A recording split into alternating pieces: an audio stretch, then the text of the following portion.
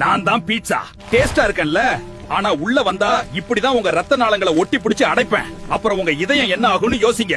நான் தான் நுட்டல்லா. என் ருசியால் உன்னை மயக்கி உன் ரத்த நாளங்களை கொழுப்பால் அடைப்பேன். எச்சரிக்கையாயிரு. நான் தான் கிண்டர் ஜாய். பொம்மையை காட்டி உன்னை ஏமாற்றி உன் உடலில் சர்க்கரையையும் கொழுப்பையும் சேர்ப்பேன். ஜாக்கிரதை.